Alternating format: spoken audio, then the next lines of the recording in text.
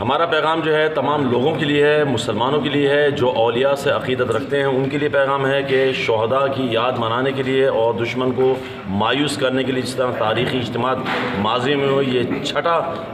چھٹی برسی ہے شہداء سیون کی، اس میں بھی بھرپور انداز میں شرکت کریں جس کے نتیجے میں دشمن مایوس ہو۔